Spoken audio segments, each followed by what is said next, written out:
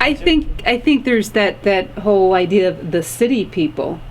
That lingers. And it's like, that's sort of part of what I was saying when we were at the meeting. Still, today, you'll be somewhere and it'll be something to do with near the property for the reservoirs, and people, New York City just wants to keep track of their water, and they want us to move out of the way. So there's still, it's them, and they have their own police watching the water, keeping us, out of their stuff. And not that we feel that way, but there's definitely, and sometimes it's there, and sometimes people just like to have something to be upset about. To me, listening to what this whole project's about is, without being preachy and in a friendly way, you want to influence, the people of New York City and the people who live here, that it would be better if, people remembered the good history of and the present tense of the area and the future tense, but it would be better if people were good stewards of the land, so that it could be avoided trying to build some filter for a whole lot of money. And then you think of the other part of that.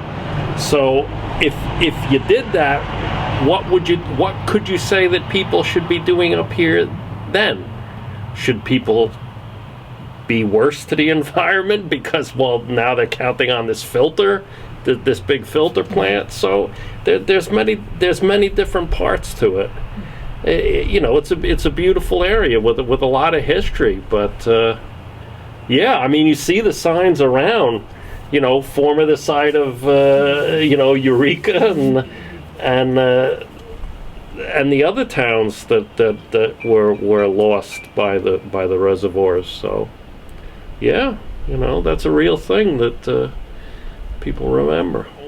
There's always pressures between perceived haves and perceived have-nots, and the people pushed out of a place, displaced peoples versus whoever takes over. So who took over for those people were the ancestors, of the people that might live around the reservoirs now, and they view New York City as like telling them what to do. Yeah, to go full circle on that. So there's a feeling about that by some people. It's like, New York City's trying to tell us what to do.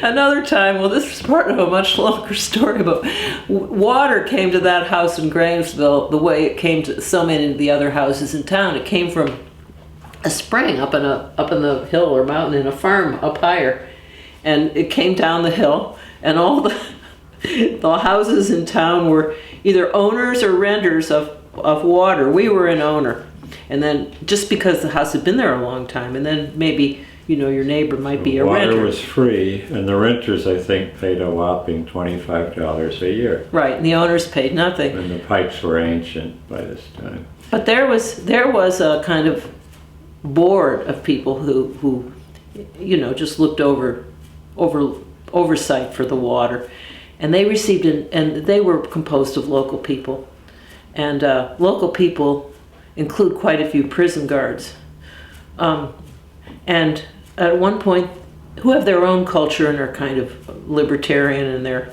instincts. So the state inspected the water coming from the spring, and they found E. coli in it. No, they didn't. They just imposed a new thing that water had to be sampled 3 times a week. Oh, that was it. In small companies like this. Right. So the head of the water board told the state to go fuck itself.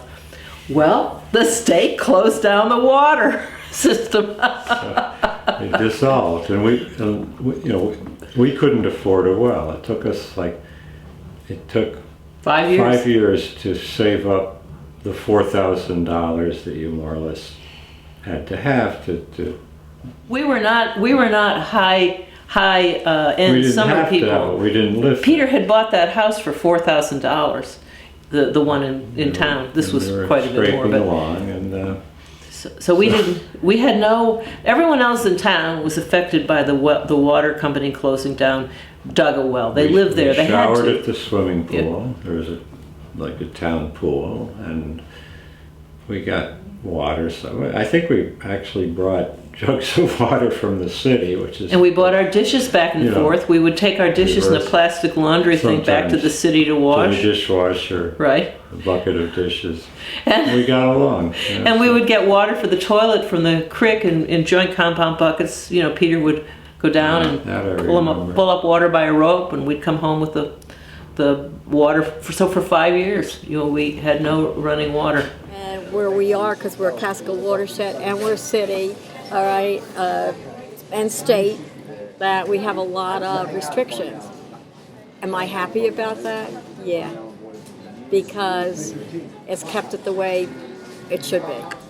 A lot of people had their homes bought from them by the city, and they took their houses off the foundation and took them by trucks up to higher ground on what was the outskirts of Neversink. And they built new foundations for their homes and put the old homes on the foundations.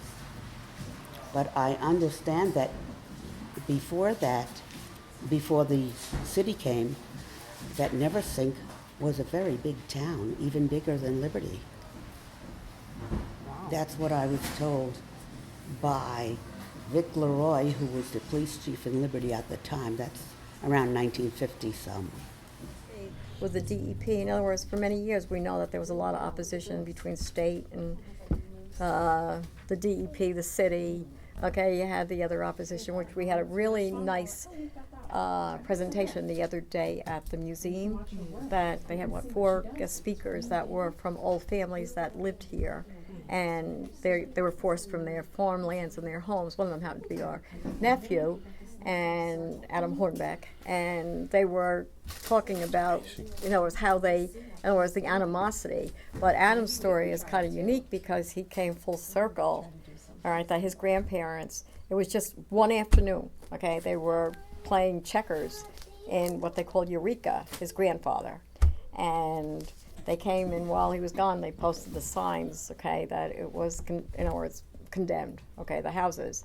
And when they went home, that they were condemned. Many of the people hired lawyers.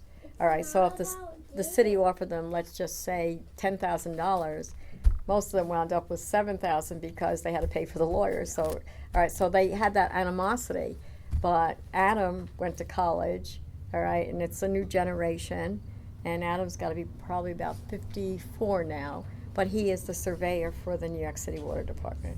All right, so he's saying, in other words, what was caused animosity years ago, he still has the homestead. He and his wife, all right, have built a log cabin up on Rocky Hill where the family was, in other words, bought new land and rebuilt a homestead up there.